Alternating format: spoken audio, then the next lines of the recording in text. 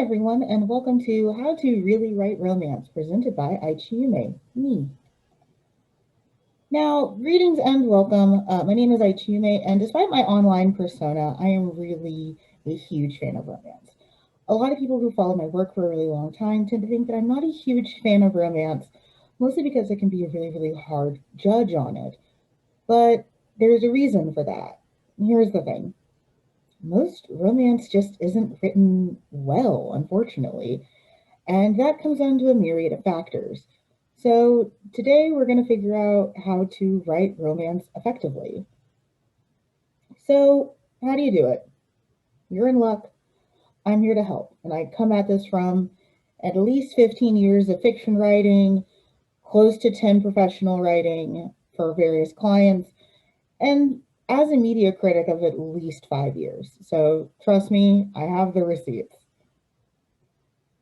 First step is keep things level. One of the biggest things that you'll see, especially in a lot of works of fiction, is that the female partner is usually not on the same level as the male partner. Now, I'm not here to entertain any conversations about, well, men are physically stronger, blah, blah, blah.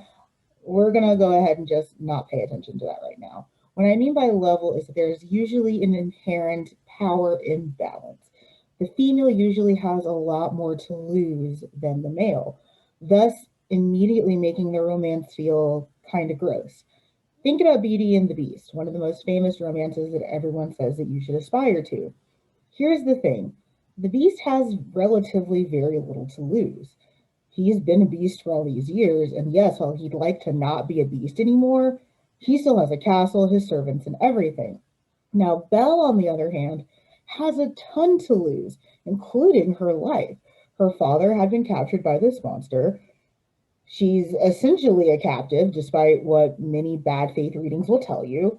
She has so much more to lose. So then if you start a relationship on that, it's always going to feel a little bit weird. Now, she does eventually find ways to get her power back, but it is still on the foundation of things being inherently unequal, which leads us to keep both partners equal. This ties into power balances because if you focus on equality and equity within this relationship, fictional, or if you're writing some kind of historic piece, then you'll really build a richer relationship. I tend to find in real life that relationships are healthier when both partners are equal. And they tend to be the least healthy when one partner has all of the power over the other. Typically, a lot of this power is placed on the male partner because the patriarchy exists. Keep framing in mind. If you're a longtime follower of my work, you'll understand that framing is something that I talk about a lot. Framing is an issue in romance because if a partner does something bad, but everything around it looks good, for instance, they're not contested, there's no consequences, no one says that a bad thing happened, then you still framed the bad thing as okay. Look at your crime dramas. A lot of them are filmed almost like they're smut films. You have this woman brutalized but laid out beautifully. You have men perpetually looking at her and leering at her, comparing her to all different kinds of pop culture versions of the whore Madonna trope. So even though something objectively bad has happened, violence against a woman, it is framed as something that is sexy and sensual. You can see how that can be problematic. So keep your framing in mind. If you want something bad to happen, you have to make it bad. Don't let there be violence, but still frame it like a heroic good deed or that some character was in the right. Actions have consequences. So this leads us from framing. Again, if a character does a bad, either male or female partner, let that be acknowledged. Now, that doesn't mean that every character needs to go to jail, because if that's the case, then half of my manga collection needs to be an anime prison. But any action should have a consequence, whether it's positive or negative.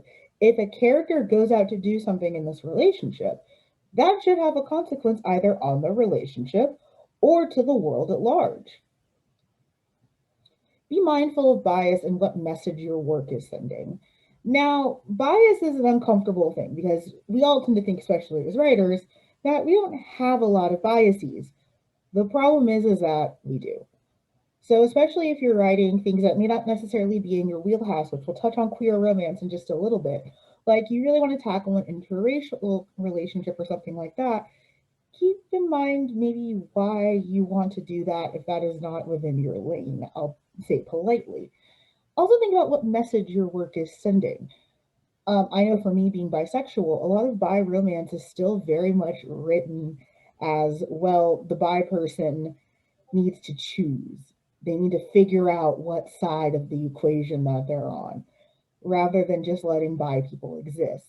So when you write, the sort of flirty, whorish bisexual character, you're still sending a message that you subconsciously or consciously think that bi people behave that way. And that has real world consequences.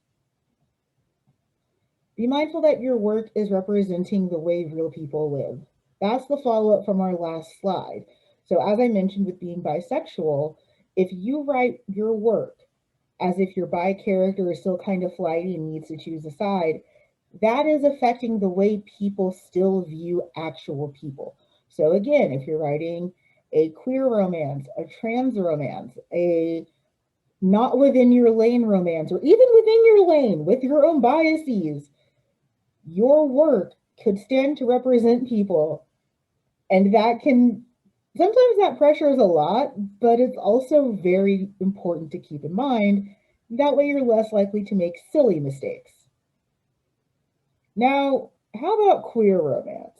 Now, I will say, just me personally as a writer, I'm less on the train of you must be queer to write queer romance.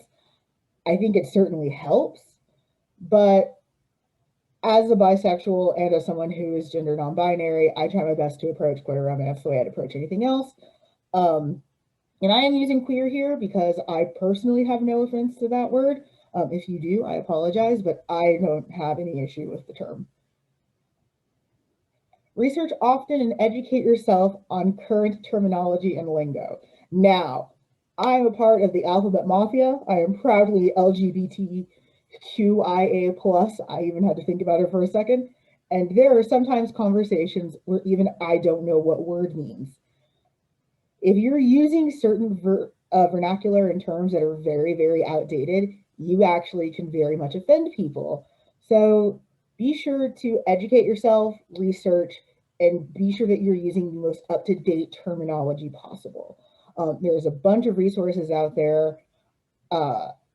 Just be sure that you're looking in all the right places to understand that language changes, the way we perceive language changes, and it's especially important when talking about queer representation to use language appropriately.